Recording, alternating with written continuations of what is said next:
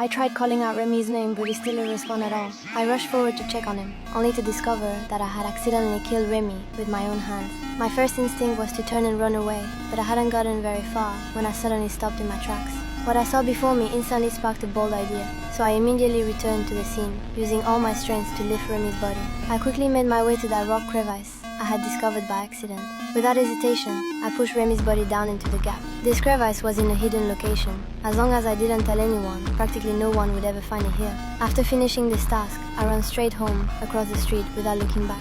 However, at that moment, I suddenly realized my digital watch was missing. But I didn't dare go back to look for it, because if someone spotted me, I'd be in serious trouble. When Remy's mother noticed her son hadn't come home after a long time, she came to ask me about it, since we often played together. To avoid being found out, I deliberately pointed in the opposite direction. But even after the family searched for hours, they couldn't find Remy. Soon, news of Remy's disappearance spread throughout the entire town. It not only alarmed the local police and countless residents, but missing person announcements were also playing on repeat on television. My mother thought I was worried about Remy, never knowing that I was the one responsible. Unfortunately, what I feared most still happened. The next day, police officers came to take me in for questioning. When faced with their stern interrogation, I remained completely calm. I told them I had only seen Remy pass by the front of his house, and I knew nothing else about what happened. Since they couldn't get any useful leads, the police had no choice but to conduct a systematic search around the town. But after all that searching, they still came up empty-handed. The third day brought the annual Christmas Eve. Everyone could see that Remy's father was heartbroken,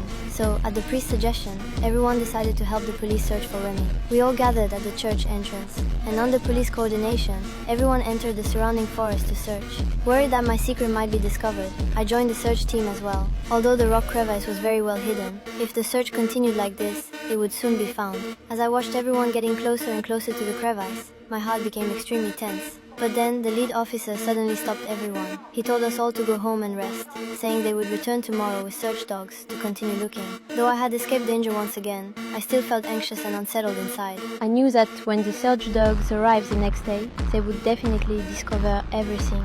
I had planned to confess everything to my mother, but after hesitating repeatedly, I went back upstairs instead. When my mother saw what I was doing, she thoughtfully chose to remain silent. But that night, something unexpected happened. Outside, fierce winds were howling with thunder and lightning. The town was hit by a once-in-a-century storm. Terrified, I quickly slammed the door shut. My mother was just about to come comfort me when suddenly a large tree crashed through the window, hitting her right in the head.